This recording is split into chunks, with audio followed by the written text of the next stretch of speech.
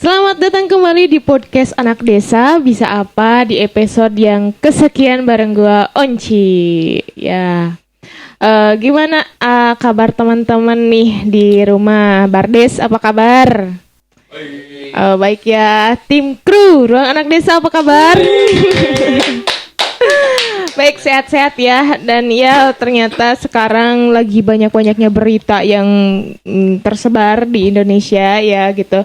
Mulai dari 2023 krisis, terus mulai dari kanjuruhan, polisi yang sampai korup gitu.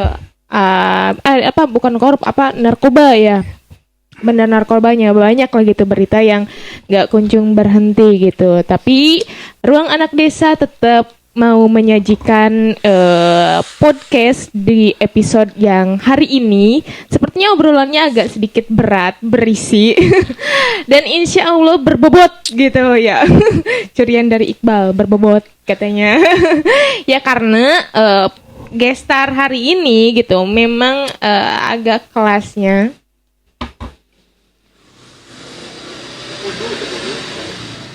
Aman ya? Ya, karena gestar hari ini lanjut. Karena gestar hari ini lumayan kelasnya emang berpengaruh katanya gitu. Jadi ya langsung aja terima kasih dan selamat datang untuk Babab. Ya jadi Bardes sekarang episode ini gue dan Ruang Anak Desa ngundang Babab yang dimana ini salah satu rekomendasi dari Bardes juga gitu. Katanya undang nih Babab salah satu orang berpengaruh di Pajampangan. Wis kata gue, wis orang berpengaruh nih agak simanya agak beda gitu. Makanya langsung di chat aja, Bab mau gak podcast di Ruang Anak Desa? Dan alhamdulillah setelah waktu yang cukup panjang akhirnya Babab punya waktu dan mau ya. Babab selamat datang. Selamat datang. Iya gitu. Jadi pengen tahu ini kenapa panggilannya Babab gitu. Dari pas pertama ngechat gue manggilnya Kang Babab jadi kayak double. Padahal Babab itu apa sih? Dua orang yang punya nama Babab itu kakak saya sama saya. Oh iya. Panggilnya Babab. Bapak gitu. Oh Bapak gitu. Anak-anakku panggilnya Babab. Oke. Kemudian siswa-siswa juga manggilnya Babab. Siswa-siswa juga manggilnya Babab. Teman-teman panggilnya manggilnya Babab. Dan sekarang Onci juga manggilnya Babab. Iya. Iya gitu. Tapi arti Babab itu apa? Bapak tadi ya? Iya. Bapak dari mana itu, bahasa mana? Ya nggak tahu lah. Babab enaknya gitu aja. Ya ngerti. Jadi kayak Ami gitu kan. Kalau ke ibu bahasa sayang, ke ayah tuh Ami gitu. Kalau ini bahasa sayang ke bapak mungkin Babab gitu. Ya. Oke Babab, jadi sebelum ngobrolin pembahasan yang ke inti gitu, coba deh Babab kita tuh pengen perkenalan dulu gitu. Perkenalan singkat, biografi singkat tentang perjalanan hidup Babab nih yang sekarang kita lihat Babab udah putih-putih nih. Ya, berarti udah senior kelas nih gitu, udah kayak kelasnya Bang Iwan Fals. Ya, Bababnya agak deket aja Babab. Ya. Gini ya. Ya, coba deh Babab biografi singkatnya seperti apa dan juga kesibukannya apa aja nih hari-hari. Lahir nama yang diberi bapak itu Beni Humaydi Alkob. Alkob itu singkatan dari aku lahir ketika Orde Baru. Oh. Sama guru SD dirubah jadi Beni Bunyamin. Sama guru SD? Iya.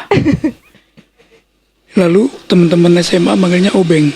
Okay. Teman-teman kuliah manggilnya Obeng. Beng Gebleng. Lalu pas jadi guru, Babab. Oh, betul. Lahir di Bogor tanggal 4 bulan April tahun 1967. Asli Bogor. Kirain asli Pajampangan Tulen. Bogor ini. Wah, tapi bisa berpengaruh di Pajampangan berarti luar biasa nih. Terus Babab. Pendidikan SD di Cipayung 7 tahun karena sempat nggak naik. Keren kan? Aku nggak naik sekolah SD itu kelas 4. Oh, kenapa gak naik? Nakal. Jarang masuk. Wah. Jarang masuk. Kelas 4 SD udah jarang 4 masuk. 4 SD. Maunya apa? Ya main aja. 4 SD. Iya nggak naik. Boleh lah dicontoh, boleh. Gitu, terus. SMP-nya MTS Almasturiah, Sukabumi. Bagus itu ya. Saat pesantren. Iya. Ya 3 tahun di sana. Akhirnya tobat di sana. Pulang ke Bogor ke SMA Sejahtera 3. Ya masa-masa badung-badung juga. Iya, kenakalan remaja lah di situ. Sempat jadi ketua OSIS. Jadi ketua OSIS. Juara umum juga. Wow. Ya ternyata aku pinter kan gitu. Terus diterima di IKIP Bandung jurusan sejarah. Oh ya. Kenapa nggak beli jurusan sejarah? Karena saya pikir dalam jurusan sejarah nggak ada ngitung. Jadi Karena dia suka ngitung. Aku nggak suka matematik. Ya betul. Ya ternyata ada ngitung juga. Oh masih ada di sejarah. Ya, karena ngitung inilah aku jadi kuliahnya lama. Oh. 14 semester. 14 semester. 7 tahun. Masya Allah. Keren, ya? Mahasiswa abadi. Ya. Mahasiswa abadi. Oke. Jadi kuliah, jadi selama pendidikan formal itu 20 tahun. Wih. SD Iya. 7 tahun. 7 tahun. SMP 3 tahun. SMA 3 tahun. Kuliah 7 tahun. Kuliah 7 tahun ya, Pak, iya. Molor 3 tahun berarti ya. Molor 3 tahun. Tapi Iya. aktif organisasi. Waktu di kampus, di teater aktif, pers aktif, pecinta alam aktif. Sempat terakhir mau lulus, bikin persatuan olahraga berkuda mahasiswa. Wih, berkuda keren Di tuh olahraganya. sebagai aktivis mahasiswa juga ikutan demo-demo. BEM? Ya, Oh ya. masa-masa peralihan. Ya. Apa namanya? Senat mahasiswa perguruan tinggi dulu. Ya. Di beberapa pernah ikut juga di GMNI. GMNI Gerakan Mahasiswa Indonesia. Oh. Cuma nggak lama. Pernah masuk HMI ditolak. Kenapa? Ditolak karena dianggapnya penyusupan. Ini yang buat. Ya gitulah. Di aktivitas membaca, diskusi dengan teman-teman, ke puisi juga. Jadi ya saya sebutnya ini kita mengawali menjadi manusia tanpa pagar. Berbagai disiplin ilmu, disiplin kegiatan, Ya. kita terlibat Oke. Tadi apa manusia tanpa pagar. tanpa pagar? Itu boleh dijelasin nggak? Definisinya apa? Seperti apa manusia tanpa pagar? Jadi manusia tanpa pagar itu relatif freedom, bebas. Kebebasan. Dia bisa masuk ke satu wilayah, ke wilayah lain, wilayah tanpa dibatasi oleh sesuatu sekat-sekat disiplin ilmu misalnya. Iya. Ya, Atau bahasa sekarang spesialis. ya. Oh. Saya menolak spesialisasi. Jadi kalau Bapak generalis. Generalis. Oke. Generalis expert kayak Elon Musk. Ya. Terus Salah satu ciri intelektual itu tahu sedikit dari yang banyak. Kalau yang profesional tahu banyak dari yang sedikit. ya, Saya memilih tahu sedikit dari yang banyak. ya. Bicara olahraga ayo, bicara musik ayo, bicara ekonomi ayo, filsafat ayo, sastra ayo kita bicara. Iya, suka. Dan yang dipelajarinya itu yang basic-basic tapi mendasar tapi Iya. wah, itu udah mewakili semuanya gitu. Ya, Ya. dan untuk seorang guru sepertinya Betul. idealnya Iya, betul. Pengetahuannya harus se-freedom mungkin gitu Iya. kan. Gak bisa se-spesialis gitu kan. Iya, betul. gitu aja. Mantap. Gitu. Terus kesibukan Bapak itu apa? Sekarang, Ya, sekarang. kalau sekarang di kegiatan banyak hal yang kita lakukan itu yang fokus sekarang itu di bedah rumah. Bedah rumah. Ada kita punya gerakan bedah rumah, janda jompo, gerakan bedah tajuk musola ya, Iya. gerakan bedah sanggar budaya. Sanggar budaya. Iya, Selain daripada jadi seorang seorang guru. Oh, oke, gitu. Ya udah. Bapak tadi kan katanya ada ditolak di HMI karena penyusupan. dianggap Penyusupan. Kok bisa ada orang yang berpikir bahwa Babab kalau masuk HMI seorang penyusupan gitu? Ya karena pada waktu itu di IKIP itu ada organisasi ekstra universiter, ada HMI, ada GMNI. Ya terutama itu kan ada hal yang sangat mendasar perbedaannya Ideologinya ya. secara ideologis gitu. Nah ini dianggapnya pertarungan ideologis ini kita bawa. Ya. Waktu itu kan saya polos, saya nggak tahu, saya diajak masuk ini, saya ikut. Saya nggak tahu bahwa itu ada perseteruan gitu. Ya. Pas saya keluar, ternyata pas saya masuk ini, Kang kok dibahas dalam rapat, kenapa? Gara-gara saya masuk, langsung saya. Oke. Berarti organisasi zaman dulu ya, perkuliahan zaman. Tapi sih sekarang pun rasanya masih seperti itu gitu. Untuk organisasi di perkuliahan gitu. Oke, sebelum lanjut ke yang lainnya, bahwa jadi untuk barudak desa yang mau support perkembangan barudak desa, boleh nih melakukan pembelian t-shirt merchandise Ruang Anak Desa. Tidak lupa juga kalau misalkan mau support dalam bentuk yang lainnya, boleh hadir beli tiket event anniversary dan festival Ruang Anak Desa yang akan dilaksanakan nanti di bulan Desember gitu. Check out langsung di Instagramnya Ruang Anak Desa. Oke. Babab, kita mulai lanjut nih ya ke obrolan yang lebih jauh lagi. Kan tadi Babab ngebahas tentang bedah rumah, terus yang jompo juga, janda jompo ya tadi. Terus ya, jadi berarti tapi lebih menarik lagi kalau misalkan pengen ngebahas dulu tentang ada isu nih katanya. Babab kan ini jadi seorang guru. Nah, menurut beberapa orang katanya Babab ini pandai merangkul di fase mahasiswa atau siswa yang dimana fase-fasenya tuh kenakalan remaja gitu. Jadi ya sempat banyak cerita katanya kalau misalkan siswa yang bandel banget nih gitu, itu suka dirangkul sama Babab. Bahkan yang kalau misalkan udah fasenya perpisahan gitu, itu mereka tuh sedih-sedih karena berpisah sama Babab gitu. Dan setelah keluar itu tuh pada comeback lagi rindunya ke Babab gitu ya. Itu denger dari salah satu Bardes barudak desa gitu. Nah, pengen nanya dong, menurut Babab kenapa kok bisa seberpengaruh itu jadi seorang guru atau sebeda itu gitu? Pendidikan itu cinta. Pendidikan cinta. Pendidikan itu cinta. Maka sentuhlah dengan cinta. Oke. Jangan jadi seorang guru apabila tidak punya rasa cinta. Karena cinta yang paling dasar.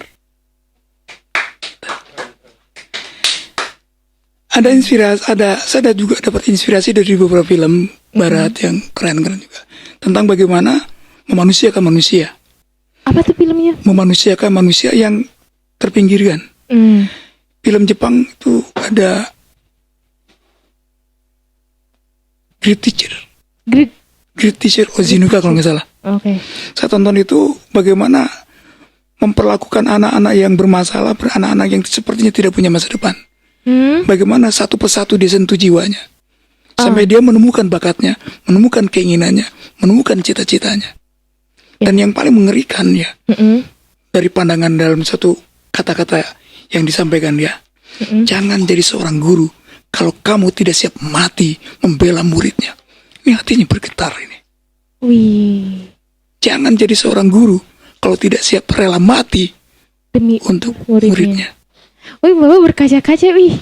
Oh, itu bagi saya keren sekali. Iya, benar sih. Jadi jarang banget ada guru yang punya jiwa seperti itu gitu. Itu udah kayak ibaratnya guru sejati itu bisa tersentuh dan bisa nyentuh lagi muridnya kalau misalkan penjatian dirinya seperti Bapak yang tadi sampaikan gitu. Ya, makanya dengan itu ya Jombang ini kan rentan dengan broken. Ya. Ibunya nggak ada. Betul. Bapaknya nggak ada. Ini pengaruhnya sangat besar sekali ketika orang, maaf ya, bukan berarti ini. Ketika seorang ibu pergi meninggalkan anaknya dan anak masih membutuhkan sentuhan cinta. Anak lahir, besar, tumbuh tanpa cinta. Ini berbahaya. Bisa menimbulkan kenakalan. Ini akan menjadi musibah peradaban. Musibah peradaban. Iya. Karena apa? Iqbal berkata bahwa ibu adalah sumber kecerdasan. Sentuhan seorang ibu itu luar biasa. Dan anak-anak kita ini terpisah dari itu. Ya, dari sentuhan seorang ibu. Ibu. Ya sekarang kan banyak anak-anak yang tumbuh lahir ibunya nggak ada. Ya. Sehebat-hebatnya bapak beda dengan ibu. Sehebat-hebatnya nenek mendidik anak beda dengan ibu. Oke. Nah, ketika anak butuh kekurangan cinta, kekurangan kasih sayang, dia di rumah tidak dapat cinta, di sekolah tidak dapat cinta, maka dia lari ke jalanan. Dia mencari cinta di jalanan.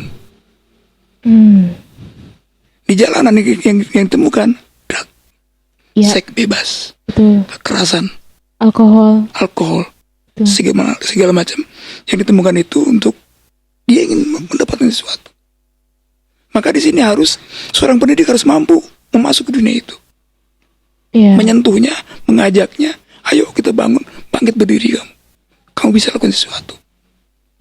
Oke. Ini yang terjadi di sini. Kenapa di Jombang ini marak tawuran? Betul. SMP sudah tawuran, sudah bawa celurit, sudah bawa apa? Betul. SMA-nya juga sama. Kenapa? Ada sesuatu. Cinta. Kurang cinta padahal ya. Cinta. Sesimpel itu, tapi itu ternyata itu dasar. Perannya luar biasa. Itu pernah nggak ada satu misalkan contoh Babab sendiri nih ngerangkul siswa yang dari broken home katakanlah gitu. Terus sampai gimana cara Babab ngerangkul sampai akhirnya dia menemukan hidupnya lagi gitu, jalan benernya. Dalam ini kan faktornya faktor sangat psikologis. Ya. Kejiwaan ya. Ada proses pencarian juga di dalamnya. Ya ada sebuah teori dari mazhab ketiganya Maslow yang mengatakan bahwa manusia setelah kebutuhan biologisnya terpenuhi, fisiknya terpenuhi, maka ada kebutuhan psikologis, butuh dihargai, butuh diakui, butuh dihormati. Maka kebutuhan-kebutuhan itu mencoba kita harus penuhi. Hargai keberadaan mereka, hormati keberadaan mereka, akui keberadaan mereka, rangkul. Tidak kita judge, kita tidak vonis bahwa mereka adalah orang seperti apa. Ya, oke. Paham. Dan ini tidak dibatasi oleh ruang dan waktu. Karena untuk seorang pendidik itu, dia tidak dipagari oleh benteng sekolah. Maksudnya? Ya dia konsep keruangan, kalau yang pendidikan tuh 24 jam. Ya, paham. Ya, tugasnya ya, perannya. Kalau pengajar mungkin di situ. Ya, jam sekolah. Ya. Saya malam-malam masih ketemu mereka, kumpulin mereka. Dengan bahasa apapun, saya mencoba bersama mereka. Ya. Gitu. Ya, apa namanya? Kita punya harapan aja. Kita punya harapan. Jadi ada dalam bahasa Eric Fromm itu namanya revolusi harapan. Yeah. Revolusi harapan. Orang tuh harus punya harapan. Harapan itu seperti apa? Harapan itu seperti begini. Seekor harimau mengendap-endap mau memburu kelinci. Ketika dia mengendap-endap, kelinci ada di depannya, siapa yang bisa menjamin bahwa kelinci itu dapat? Ya. Dan siapa yang menjamin juga kelinci itu tidak dapat? Tapi kalau dia sudah tidak punya harapan, maka dibiarkan, karena dalam pikirannya kelinci itu pasti kabur. Ya, tuh. Nah, anak-anak juga seperti itu. Kita punya harapan bahwa mereka suatu saat menemukan kehidupan yang baik, menemukan dirinya, menemukan cita-citanya, menemukan keinginan-keinginannya. Dan kita membantunya. Oke. Iya. Luar biasa. Ya kayak gitulah. Ya, luar biasa. Ya gini, Bab. Saya itu sebenarnya punya keresahan tentang seorang guru gitu. Dan sebenarnya agak speechless barusan.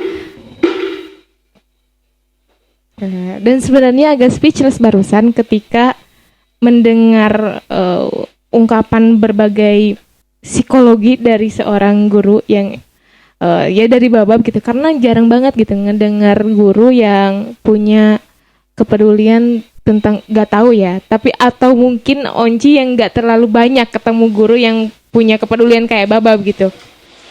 Cuma keresahannya tuh guru di Indonesia ini ngerasanya kurang bukan ngerasanya, tapi menurut data pun guru di Indonesia ini kualitasnya kurang gitu dibandingkan dengan negara-negara lain gitu. Kalau Bapak ngerasa nggak kalau misalkan itu padahal kan guru itu salah satu hal yang penting gitu kan. Kecerdasan kita sebagai bangsa tuh harusnya bisa diupayakan, diberdayakan sama seorang guru. Menurut Bapak ini sistem pendidikan di kita khususnya dalam mulai dari guru, mulai dari mendidik gitu, pengajar, itu udah tepat apa belum? Ya susah saya ngomongnya. Guru dulu deh, mulai dari guru menurut Bapak gitu. Ya kalau saya ada istilah gini, guru profetik. Guru profetik. Guru profetik itu guru yang mempunyai sifat-sifat kenabian. Oh iya. Jadi guru profetik ini lebih ini pada kesejajaran, kesetaraan. Gitu. Sebetulnya dalam ini, tapi ini kan apa yang saya sampaikan bukan sebuah kebenaran ya. Ya. Ini bisa didiskusikan, bisa juga digugat, bisa dimacem-macemin. Iya betul. Cuma kan kita punya pemikiran sendiri. Jadi istilah guru murid saja sudah patron dan klien atas bawah. Iya, harusnya Ada kesetaraan. kesetaraan ya harusnya gitu. Artinya gini, saya ambil contoh ya. Ya boleh. Rasulullah tuh manusia yang paling hebat, paling mulia, Tuh. keturunan bangsawan, Ya. manusia pilihan. Tapi kenapa dia dengan sahabat-sahabatnya bisa sejajar, setara? Betul, ya. Bilal bin Rabah itu mantan budak, orang Afrika, Ya. hitam, keriting, jelek lagi ya. Menurut sekarang. Tapi dengan Nabi kok bisa? Setara ya. Kayak Setara. temen. Dan dia menjadi manusia-manusia luar biasa. Sahabat-sahabat Nabi yang berbagai kelas itu menjadi manusia-manusia hebat. Kenapa? Karena ada kesetaraan. Ya. Jadi yang kita bangun ini seorang, ya maaf teman-teman ya. Ini Iya ya. ya, maaf ya. Jadi kalau ya beda pandangan ya boleh ya. Tapi saya ini yang saya pilih. Makanya ketika ada teman-teman siswa lagi nongkrong di jalan, ini saya semperin. Nongkrong di koridor, nongkrong ngobrol. Karena kalau Bapak merasa kita setara gitu. Setara, sejajar. Ya. Lu sama gue sama. Nggak vertikal, Iya. horizontal ya. Nggak, Iya. gue guru, lo murid. Nggak. Dan masalah etika mereka masing-masing punya naluri ya. Etika itu naluri ada. Iya. Adab ada manusia. Ada yang dia memahami adabnya. Ada juga kadang-kadang yang kurang adab. Itu karakter manusia seperti itu. Dan efeknya, walaupun misalnya saya nggak ngajar di satu kelas, mereka mengenal saya, berjabatan, bisa ketawa-ketawa, bisa ngobrol tanpa ada sekat yang sangat tajam. Dan Mantap. bagi saya sendiri, yang namanya siswa SMA, mau SMA Jambang, mau SMA Surada, mau dari SMK mana, ya sama lah. Di mata Bapak itu Ya semuanya. sama. Mereka anak-anak saya, Iya. teman-teman saya, Betul. gitu. Luar biasa. Ini ya dalam bahasa manajemen itu tepukan bahu lebih penting, lebih berharga daripada uang ratusan juta yang dilemparkan diberikan. Ya. Siswa itu perlu, kamu hebat, kamu keren. Itu bagi dia yang merupakan energi yang luar biasa. Ya tapi sayangnya guru yang seperti Bapak itu sedikit kayak di Indonesia. Dia emang harus sedikit. Harus sedikit. Harus sedikit. Bukannya harusnya. Kalau banyak nggak aneh lagi. Kalau banyak nggak aneh lagi. Tapi kan emang sedikit itu cukup untuk bisa mengayomi seluruh pelajar.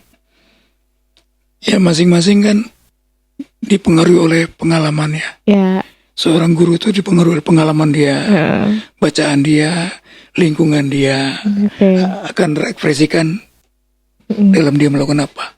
Ya. Gitu. Kalau misalnya jarang gaul, ya biasanya cenderung untuk mencat. Karena tidak biasa menghadapi perbedaan. Oke. Ya kita harus melihat perbedaan itu. Ya kita kalau misalnya siswa ada 30 dalam satu kelas, 30 karakter lebih. Dan kita harus melakukan satu siswa dengan satu siswa yang lain tuh beda. Oke. Psikologi banget. Tapi kalau menurut Babab nih ya, kalau misalkan ngomongin dari perangkat sistem pendidikan gitu, menurut Babab yang paling penting kuncinya nih, apakah di sistemnya, maksudnya apakah di kurikulumnya, apakah di gurunya, atau di apanya? Ya semua kan saling berkaitan sebagai sebuah sistem. Tapi katakanlah yang sepertinya kayak detak jantungnya nih gitu. Detak jantungnya itu menurut Bapak apa? Satu, siswa itu kan produk masyarakat. Oh iya. Bagaimana masyarakatnya? Mm-mm. Guru juga produk masyarakat. Bagaimana masyarakatnya? Jadi lingkungannya seperti apa akan berpengaruh. Tapi kan kalau misalkan jawabannya seperti itu, artinya nggak bisa dikategorikan atau diindikatorkan gitu. Masalahnya kenapa coba Onci kayak greget banget pengen ngulik gitu. Ya karena rasanya pendidikan di kita itu harus dibenahi gitu, harus ada yang dibenahi gitu. Mau itu dari mulai guru gitu, kualitas guru di kita gitu, terus kurikulumnya juga gitu. Kan semisal nih banyak yang bilang kurikulum di kita itu membodohkan siswa gitu sebenarnya, karena harus memaksakan siswa menyukai apa yang tidak disukai gitu. Jadi digeneralkan kan masalah untuk gitu. Jadi menurut Bapak itu kuncinya di mana gitu? Ya suatu sistem itu kan walaupun menyeluruh. Ya. Secara geografis yang berbeda akan berbeda hasilnya. Oh, oke. Tergantung inputnya. Kebijakan pemerintah juga sama. Mungkin di sana kan bagus, di sini mungkin tidak bagus. Mungkin di sini bagus, mungkin di sana bagus. Okay. Ada banyak faktor gitu ya. Ada banyak faktor. Ya bagi saya mungkin nggak bagus, bagi teman-teman saya bagus. Relatif ya, sangat relatif. Dan bagaimana setiap guru mensikapinya yang jelas pasti berbeda. Ya. Gitu. Oke. Tapi kalau menurut Bapak suka gak dengan kebijakan Kementerian Pendidikan sekarang? Ya karena saya orangnya cenderung bebas ya. Saya kadang-kadang nggak suka belum. Sekarang kan banyak aturan. Iya. Aplikasi ini. Saya dikepung aplikasi kita ini. Pagi-pagi harus ngabsen. Siang-siang harus ngabsen, harus store. Ini secara ini ya. Kita akhirnya terjebak menjadi mekanis. Kita menjadi robot. Jadi mesin ya? Robot. Iya. Pagi-pagi cekrek. Kumpul-kumpul cekrek. Kamu sini. Duduk di sini. Dipoto bareng sama Bob. Cekrek. Hilang ininya. Ada yang hilang. Oh, ada yang hilang. Ada yang hilang. Nilai yang sebenarnya hilang. Nilai tapi ya, emang harus begitu. Iya, karena mungkin keadaan ya. Ya, jadi bagaimana manusia dimesinkan? Manusia dimesinkan. Mekanik. Bahaya. Mekanis. Jadi tidak ngalir. Ya. Tidak ngalir. Secara kemanusiaan itu degradasi ya. Ya. Degradasi kemanusiaan. Tapi mau gimana lagi? Maunya begitu? Tapi kalau dari Bapak yang diupayakan cuma apa? Mengikuti aja? Sebisa mengikuti, sebisa tidak. Oh. Dan berapa persen tidaknya? Lebih banyak tidaknya. Oke. Ya. Bapak ini ada pertanyaan tuh dari kru. Coba dibacain ya. Pernah gak menemukan siswa di luar sedang melakukan hal negatif? Nah gitu. Apa yang Bapak lakukan? Ya. Kalau di sana ada kenakalan anak sekolah itu kan tawuran. Ya. Tawuran. Negatif ya? Ya, Tawuran. Negatif banget itu. Udah kayak preman. Gak sekolah itu. Udah kayak binatang. Ya sekarang justru sekarang kita lagi intens-intensnya untuk bukan kalau membasmi terlalu keras ya. Mengurangi tingkat kenakalan itu. Sekarang kita di SMA Ciratas sekarang itu ada ITS pagi sama siswa. Kita sudah standby ini jam 7. Ya. Menyambut siswa. Kita sudah mengharamkan nongkrong anak. Oh iya. Karena kumpulan-kumpulan itu lebih banyak efek negatifnya. Oke. Nongkrong di jalan bersama-sama, ada siswa lain lewat situ langsung terpancing. terpancing. Ya secara dalam ilmu sosial kan crowd, Yes. kumpulan itu kan. Ketika manusia ada dalam kumpulan yang banyak, Ya. tingkat kecerdasannya makin menurun. Oh ya? Ya. Dia tidak tahu siapa dia, kenal pun tidak. Ketika temannya mengatakan kejar, maka akan kejar tanpa bertanya. Oh, jadi mumuningan gitu. Ya makanya Ikut-ikutan. kita mencoba meminimalisir tongkrongan-tongkrongan. Karena tidak, walaupun tidak semua ya, Ya. tapi itu berawalnya dari tongkrongan. Mereka berani ketika banyakan. Kalau sendiri diem. Ya. Kalau banyakan dengan teman-teman banyak, ada sekolah lain satu orang, ya dibully, dikejar. Oke.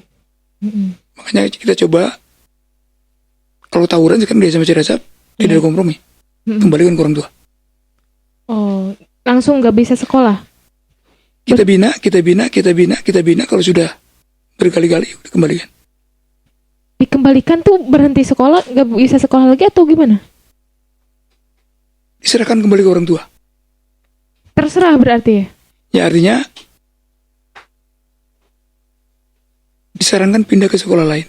Disarankan kalau sekolah lain gak mau ada yang nampung gimana? Ini kan ke efek ya. Iya. Pengaruh. Kita sampai pernah melakukan membina anak yang bermasalah tanda kutip 1 kali, 2 kali, 3 kali kita ajak main, kita ajak ngaliwat, kita beri hadiah. Ujung-ujungnya tetap nggak ada. Gak ada perubahan. Jadi kita Kembalikan ke orang tua. Itu. ini bukan tiba-tiba. Ya. Setelah ikhtiar kita anggap maksimal gitu ya. Ikhtiar kita sudah kita anggap maksimal. Kita lakukan itu. Oke. Tapi resiko setelah dikembalikan ke orang tua dan nyatanya nih setelah diupayakan pendidikan juga nggak jadi gitu. Mungkin itu biangnya yang jadi kejahatan oknum yang sekarang beredar. Ya ini kan awalnya untuk shock terapi pada yang lain. Ya. Ada yang harus dilindungi, harus dijaga. Ini pengaruh ini seperti apa? Akan berpengaruh. Ya. Karena ada pendidikan yang masif dari mereka itu, mewariskan sesuatu. Dari mereka. Dari senior-seniornya mewariskan sesuatu. Oh. Dan ini harus kita potong. Ya. Dipotongnya dengan cara Dipotongnya dengan cara? caranya kembalikan, tidak lagi ada dalam lingkungan itu, dijauhkan dari kelompok. Oke. Ini kan termasuk sanksi sosial. Iya. Sanksi sosial. Gitu.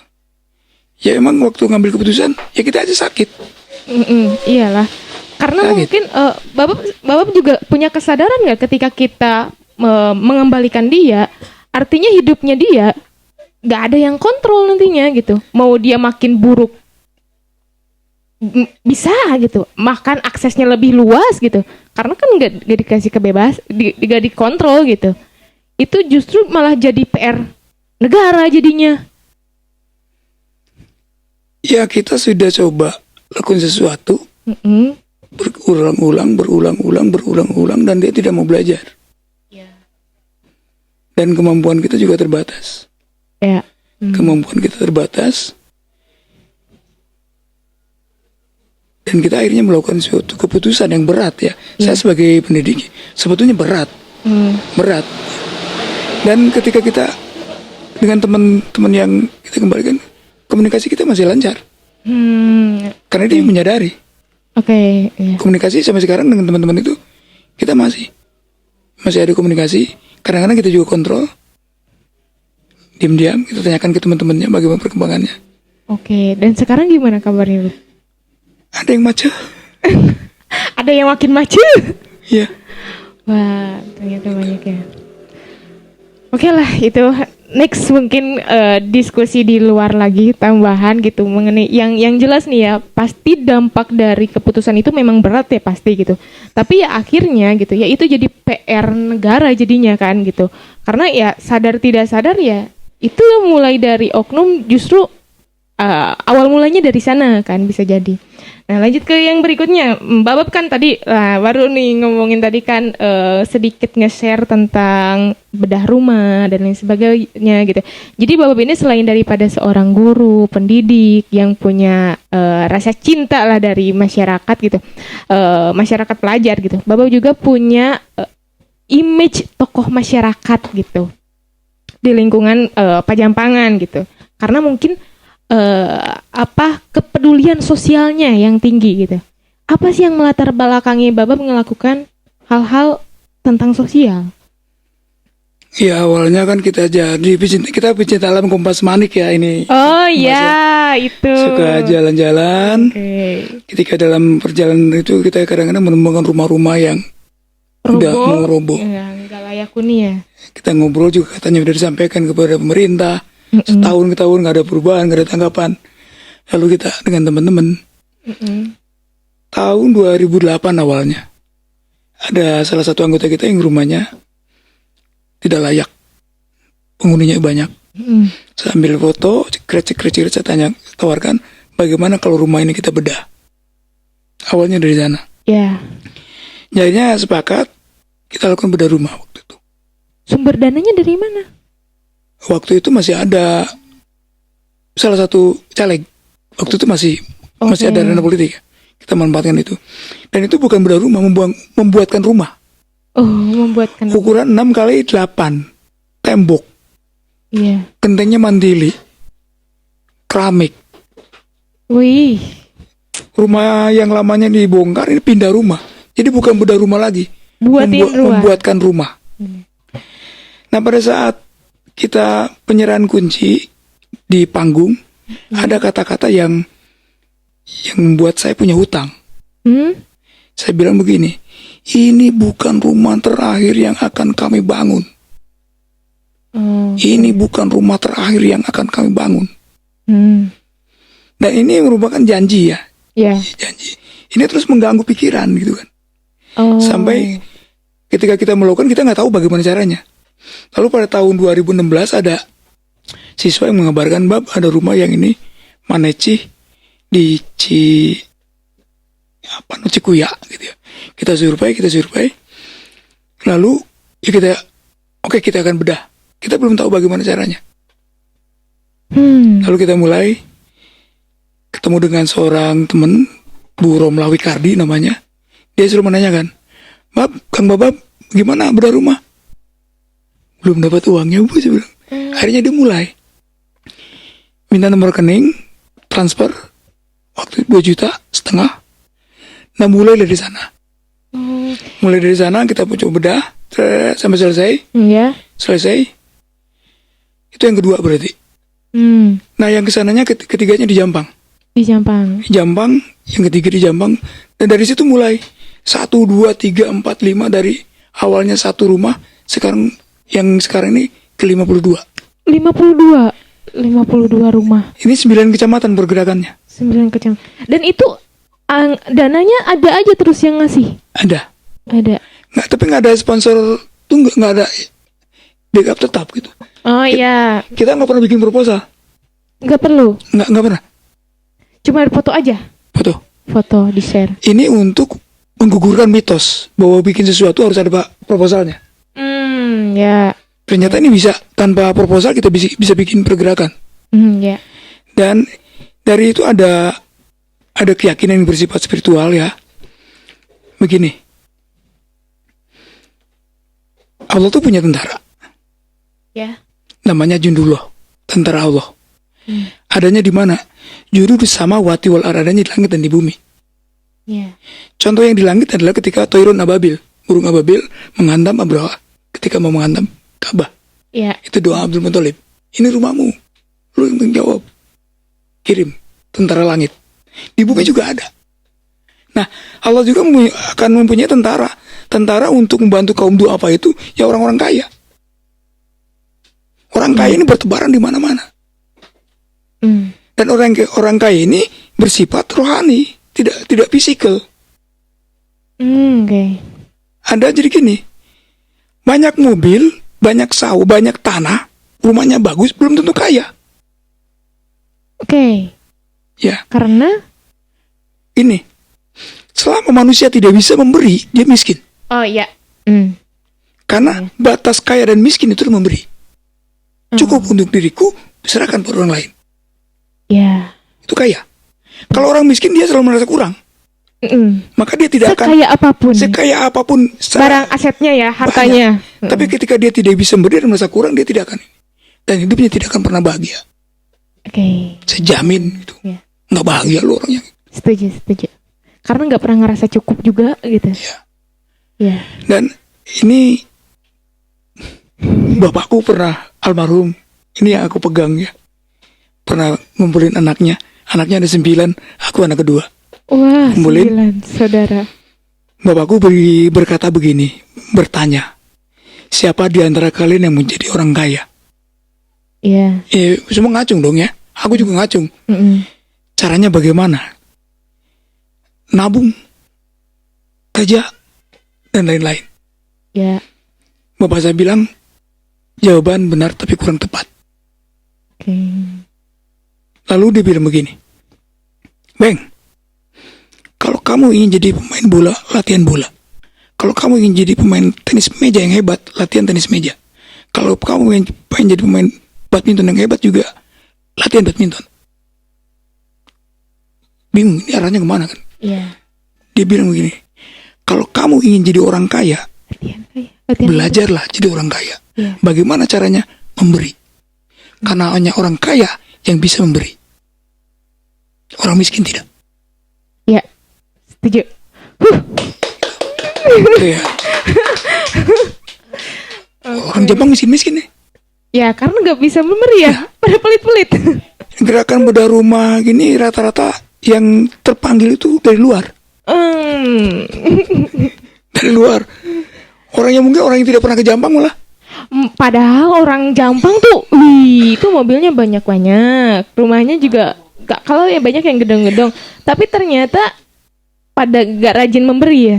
Enggak ibu, mereka juga punya cara sendiri ya. Kita bercanda aja. Dan untuk ini, atau mungkin gak interest untuk ke bedah rumah mungkin Pak. Iya. Ya jompo apa sih, nggak penting. Kalau dari siswa, karena kita lagi mendidik, ini pendidikan karakter. Ya. Saya menamakannya 4BM. 4BM. Pelajar itu, generasi muda ini harus belajar. 4BM. BM pertama, belajar melihat. Belajar mendengar. Ya. Belajar merasa. Belajar melakukan. Belajar mendengar, melihat kenyataan-kenyataan sosial. Ya. Bahwa banyak saudara-saudara kita yang nasibnya seperti apa. Belajar melihat. Belajar mendengar keluhannya. Yeah. Suara-suara yang tidak pernah didengar. Suara-suara yang tidak pernah disuarakan. Janda-janda jompo yang jompo rumahnya. Suaranya nggak pernah dengar. Lalu belajar rasakan. Dan lakukan. Kalau kita punya itu, sekarang kan kita baru tahap melihat. Iya, melihat. Belum mendengar. Merasakan apalagi ya? Apalagi melakukan. Iya. Bahkan melihat pun enggak mau. Iya. Itu ya. Kemudian bagi saya pribadi ya, melindungi para jompo, menyantuni para jompo, itu adalah salah satu cara untuk menjaga tanah Pajampangan dari murka Tuhan. Karena apabila mereka menjerit, mereka menangis, Tuhan mendengarnya, maka kutukan, azab akan datang ke tanah ini. Jangan sepelekan suara-suara itu. Oke. Mungkin itulah yang melatar belakangi. Kita jaga tanah Jampang kita dari kesakit hatian mereka. Berikan mereka kebahagiaan, berikan mereka perhatian, berikan mereka pengakuan bahwa mereka itu manusia. Ada. Kemudian yang lainnya adalah perjalanan spiritual. Janji Tuhan itu nyata. Sekarang gini, Ance ya. Seorang janda jompo usia 90 tahun tidak bisa melihat, tidak bisa berjalan. Kok bisa hidup? Dari mana dia? Nggak punya gaji. Iya. Pemerintah juga kadang nggak ngasih lolos karena nggak punya kakak KTP. Sama saudaranya kadang diantep. Tapi di sini janji Tuhan bahwa setiap makhluk hidup yang hidup di muka bumi, aku jamin kehidupannya, rezekinya. Apalagi yang masih muda-muda seperti kita, masih Seger. Iya. janji Allah tidak ada. Jadi banyak sekali dari ini, dari bagaimana kita belajar sesuatu dari apa yang kita lihat, apa yang kita dengar semuanya. Nah ini kita luas ini ya, dan ini para pelajar yang melakukannya. Iya. Anak-anak sekolah yang notabene tidak punya penghasilan. Saya aja gajinya tinggal 500.000 per bulan, dicekek Bank Jabar. Tapi kok bisa? Iya. Gitu. Ada rumusan lain, ini bagi teman-teman juga. Mungkin bisa dijadikan sebagai inspirasi ya. Iya. Saya menemukan jangan terjebak dengan angka. Bebaskan kita dari angka. Karena angka itu menjebak. Awalnya saya pengen membangun rumah 99 rumah itu festival bedah rumah 99. Anggaran 1M. Karena satu rumah dianggarkan 10 juta. Iya. 999. 100.000 lagi Iya. untuk biaya operasional. Kalau ini kita nunggu uang 1M, tidak akan ada. Siapa yang percaya? Dan tidak akan jadi. Kita buang, kita hapus angka itu, kita mulai melangkah. Sekarang udah 52. Kemudian kalau misalnya dalam kegiatan, dalam RAB, makanya kita namanya Semut Ibrahim ya. Semut Ibrahim nggak punya RAB. Membangun rumah berapa? Ya kita lakukan saja. Nggak ada RAB. Tapi jadi. Kalau kita sudah bisa bikin kegiatan dengan anggaran 100 juta. Iya. Ternyata belum nyampe 100 juta. 30 aja belum nyampe. Nggak akan jadi tuh. Iya. Tapi kalau misalnya kita bebaskan, kita ngeri, dan saya yakin ini pun sama. Gerakan apa? Ruang anak desa. Ruang anak desa juga sama. Itu sudah melepaskan dari angka. Kalau ngudak angka ini nggak akan jadi. Dan ini yang harus teman-teman muda ya, harus berani itu melakukan itu. Ada yang sering saya katakan untuk teman-teman ya, untuk kita pikirkan apa yang tidak dipikirkan orang. Lakukan apa yang tidak dilakukan orang. Bikin podcast seperti ini, Ruang Anak Desa, itu memikirkan apa yang tidak dipikirkan orang. Ini salah satu contoh ya. Dan apa yang dilakukan, apa yang tidak dilakukan orang. Saya dulu waktu ke jalur ke Ujung Genteng Gersang tahun 2007, kita bikin penghijauan, baru terlaksana 2008 yang jalur Ujung Genteng. Caranya seperti apa? Lomba menanam pohon. Ada hadiahnya, ada uang pendaftarannya. Itu kan belum pernah ada. Yeah. Dan sekarang hasilnya seperti itu. Ada hadiahnya 14 km ditanam dalam waktu 2 jam selesai. Bisa dibayangkan. Iya. Hadiah sebulan kemudian. Akhirnya akan disiram, Betul. diurus. Jadilah sebuah penghidupan juga udara. Ya seperti itu. Segaran. Ya awal-awalnya kayak gitulah. Termasuk ya istilahnya gerakan bedah rumah, janda jompo. Itu orang tidak mikirkan. Kita pikirkan. Ya. Kita lakukan. Kemudian ada juga sanggar, kita bukan sanggar. Tajuk ketika kita datang ke suatu tempat, ada tajuk yang reot, ada anak-anak ngaji. Mulai kita gagas lagi gerakan bedah tajuk. Gerakan bedah tajuk. Dan intinya semua gerakan-gerakan ini adalah bentuk perlawanan terhadap pengabaian, pembiaran dari pemerintah, unsur tokoh-tokoh agamawan, organisasi-organisasi besar, Ormas. organisasi agamawan. Seharusnya mereka hadir. Ketidakhadiran mereka itulah yang membuat kita hadir di dalamnya. Itu belagu emang. Emang belagu gua. So tahu ya, tapi emang gitu. Ada sanggar budaya yang dari tahun ke tahun begitu aja. Geopark berapa itu biayanya? Iya. Tapi kenapa nggak diurus? Kan ada kultur diversity yang diagungannya. Tapi kenapa dibiarkan? Ya, kita harus hadir. Iya. Seharusnya tokoh politik hadir, intelektualnya hadir, tokoh agamanya hadir, orang kayanya hadir. Kalau semuanya hadir, ya udah enak. Tapi karena banyak nggak hadirnya, yang begini nasibnya. Dan Bapak nih ada upaya gak buat gimana caranya mereka tuh tersentuh supaya hadir gitu? Kepentingan? Iya. Kenapa mereka tidak hadir dalam gerakan yang kita bangun? Karena mereka tidak buat kepentingannya tidak ada di sana. Tapi kalau sekarang mau pileg akan datang tuh minta. Ya. Yeah. Sekarang lihat nih caleg-caleg ini datang ini sekarang.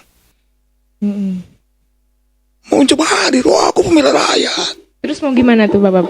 Ya, biarin saja. Enggak nolak. Kalau di Semut Ibrahim gerakan ini non politik.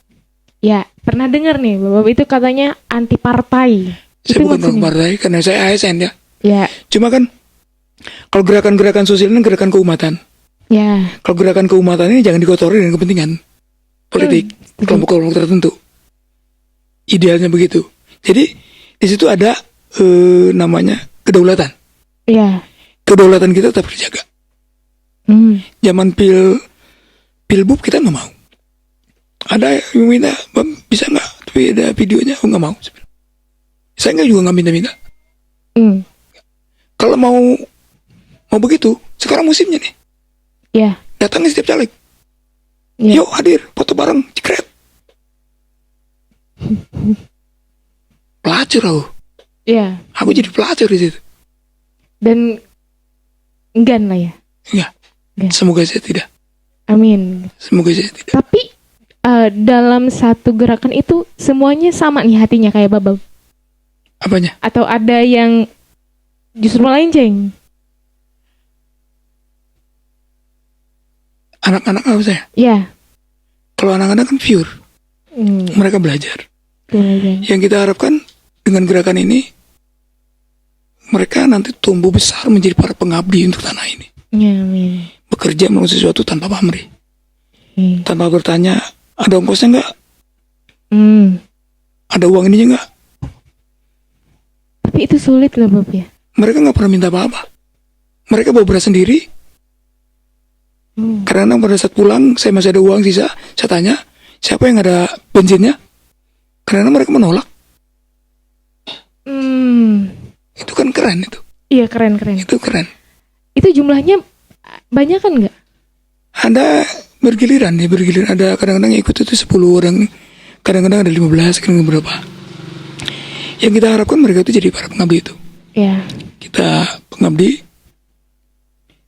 Idealnya ya. Iya. Ini kan kekuatan laten yang tidak dihitung.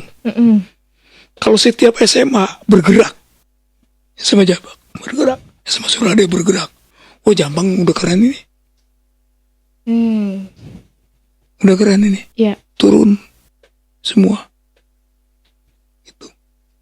Dan ini kan dalam bahasa ini satu-satunya SMA yang melakukan pergerakan seperti ini hanya SMA Cilacap. Se-Indonesia. Oh iya. Nggak ada sekolah lain, nggak ada. Mantap. Dan guru gilanya cuma satu. Bini amin. Keren. Wah. Ya. Ya. Jadi dari tadi saya banyak dengerin aja. Speechless. Dengan Bapak ini ternyata wah ada ya di Jampang yang punya pemikiran kayak gini gitu. Jiwa gurunya tuh sejati gitu. Enggak, bukan sejati. Saya ini pengajar yang gagal. Pengajar yang gagal. Tapi tidak boleh gagal sebagai pendidik. Oh, dua hal yang berbeda ya? Beda. Kalau pengajar kan di kelas, ada jamnya. Ya. Kalau pendidik itu never ending tadi atau ya? terus 24 jam gitu. Ya, Termasuk ini saat ini juga lagi pendidikan Bapak-bapak. ya ingin saya sampaikan kepada Iya, teman-teman. benar. Itu adalah Itu. proses pendidikan di sana. Luar biasa. Kita banyak impian ya di sini, banyak impian-impian yang ingin makanya kita masuk dari berbagai kalangan, Ya. berbagai kalangan. Kebetulan Tuhan memberikan banyak kemampuan ya. Hmm. Saya bisa main bola, juga ngelatih bola. Dulu pelatih bola saya dulu. Iya benar. SMA Jambang dulu pernah kalah sama tim saya. Wih. Ini pelatihnya nih. Wih, mantap. Berarti ahli strategi juga nih. Tenis meja, catur juga bisa, semua hampir ini. Renang juga bisa semua. Wah. Sekarang basket juga kita ngerintis. Jadi untungnya gitu. Untungnya kita banyak, tapi nggak jago. Mm-mm. Tahu sedikit dari yang banyak kan itu rumusnya. Minimal dasarnya tahu. Ya, Minimal dasarnya. tahu sedikit dari yang banyak gitu ya, atau enggak general expert lah ya. Bahasa bawahnya. Ya dulu kan pernah dengar Zigot? Jigot.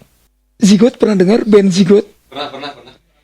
Aku bawa anak-anak itu, anak kelas 2 udah bikin lagu, rekaman sampai ke Bandung. Wih, Bikin kaset. mantap. Dari kampung, satu Sukabumi mungkin dengan kota. Hanya SMA Cilacap yang bisa bikin rekaman sampai bikin kaset. Tahun 2003-2004 lah. 2003-2004. Iya. Bawa anak-anak ke Bandung, menggelandang di sana. Tidur di studio, tidur di kampus. Kenapa? Karena kecintaan kita kepada anak. Itu cinta itu tadi. Mereka punya bakat, mereka punya sesuatu yang harus kita support. Kita berikan waktu kita berikan tenaga kita berikan pikiran kita berikan jaringan kita, termasuk uang kita. Hati dia. Dan dulu orang Jambang menikmati lagu itu banyak. Boleh nanti diputar dicari ya guys. Oh, lagunya keren. Lagunya keren ya. Apa judulnya yang Anggun ada, Anggun? Anggara ada. Anggara. Ada lagu pantai yang di aransemen ulang sama ombak reggae.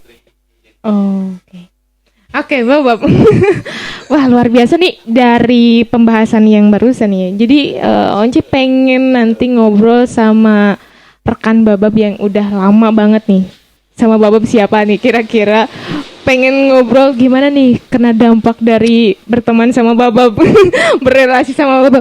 Karena ini baru berapa menit aja kayak wah, mind blowing banget gitu. Speechlessnya banyak gitu. Tapi let's say next ya Babab ya. Jadi gini, Babab ini kan kalau misalkan sekarang ngelihat usia lah ya, kalau misalkan usia udah mungkin udah gak muda. Tapi kalau misalkan ngelihat dari jiwa dan semangatnya, itu kayak gak tua gitu. Nggak boleh tua. Nah iya gitu.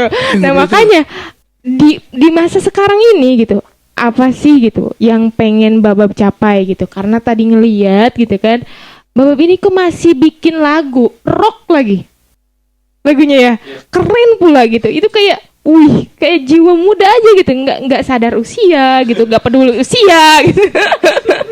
Loh kok, ini keren gitu kan?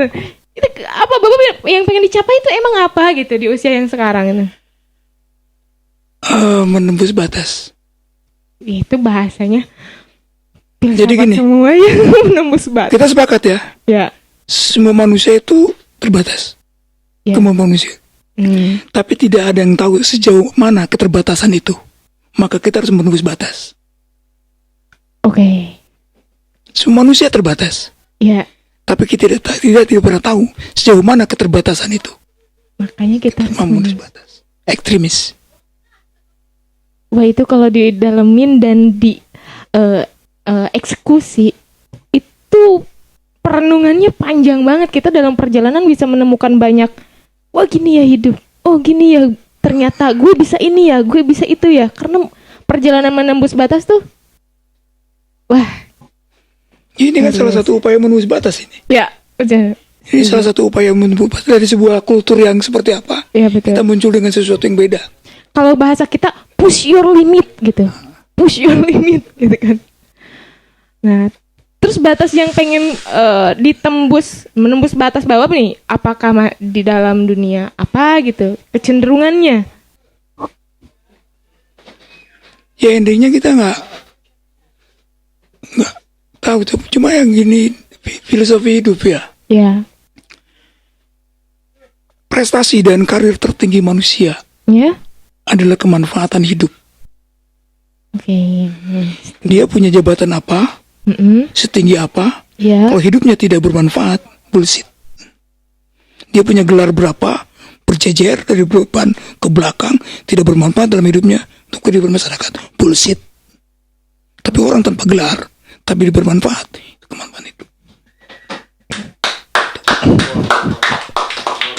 Gitu.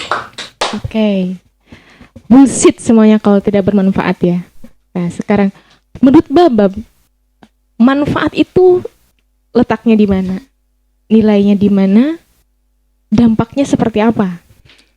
Dirasakan kehadirannya. Dirasakan kehadirannya. Sekarang banyak sarjana-sarjana di kita ini, tapi tidak dirasakan kehadirannya. Iya kan? Ya, saya di ruang anak desa, makanya salah satu ini ada ruang anak desa supaya kerasa kehadirannya gitu. Jadi ada sarjana tuh kerasa kehadirannya gitu, berani ngebuat sendiri, ya gitulah pokoknya Bapak. Hadir di zamannya, Ya. hadir di dalamnya.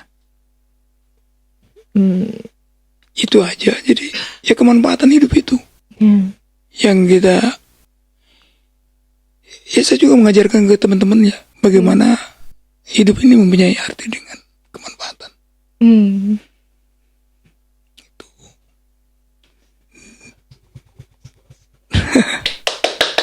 Plus guys.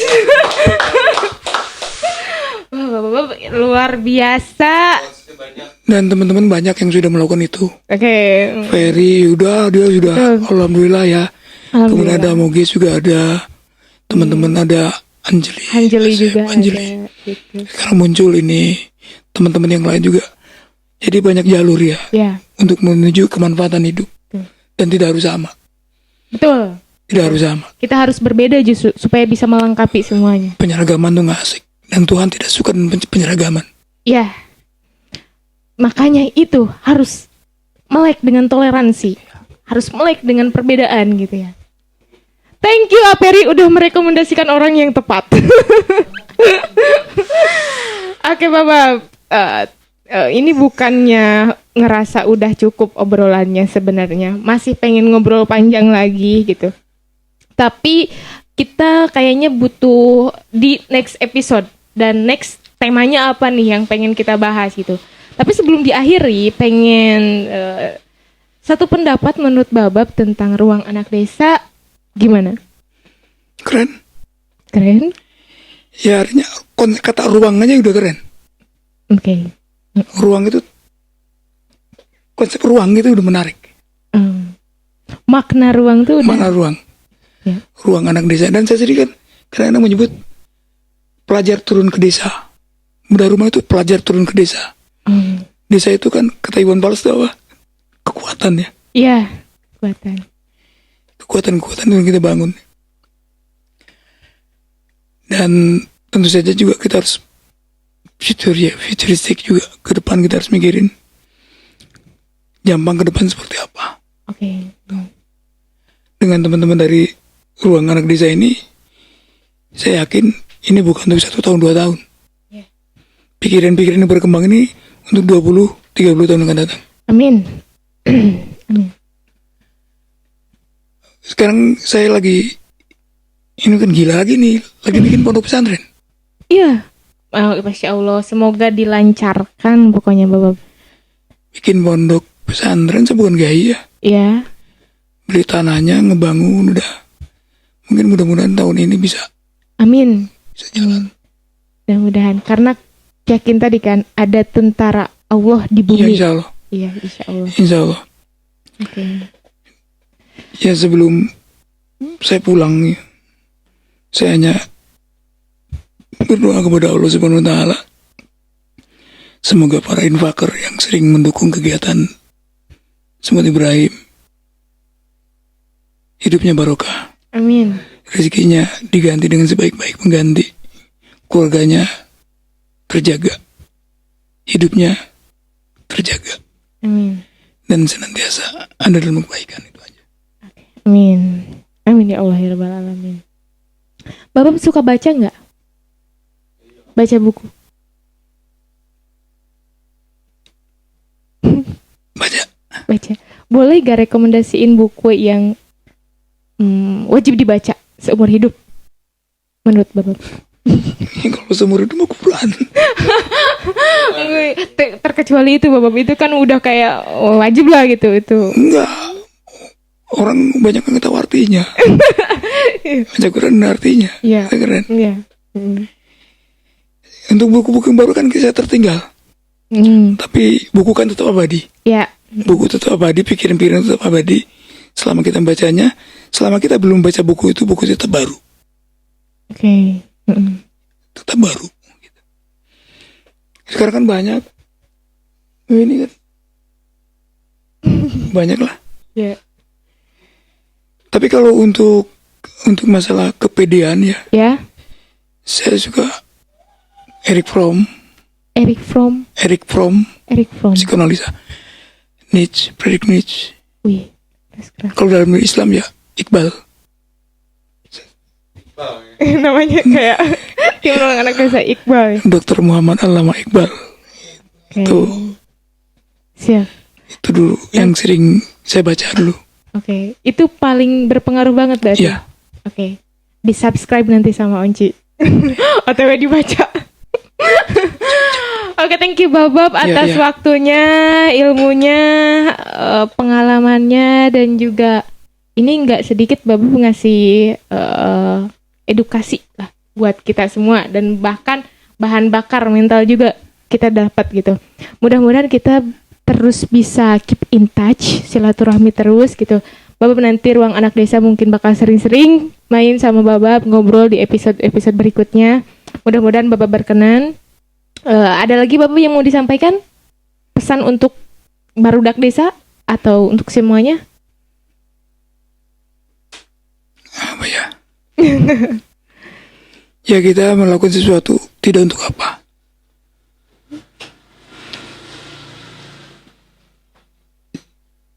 Saya kan nggak tahu, kata orang saya dikenal. Ya. Karena itu bukan tujuan. Jadi lakukan apa yang sekiranya harus kita lakukan. Dan nanti ujungnya akan seperti apa. Masa depan akan menilainya nanti. Oke. Closing statement. Thank you Babab. Yep. Gue Onci dari Ruang Anak Desa. Anak Desa bisa apa? Sampai jumpa di episode berikutnya.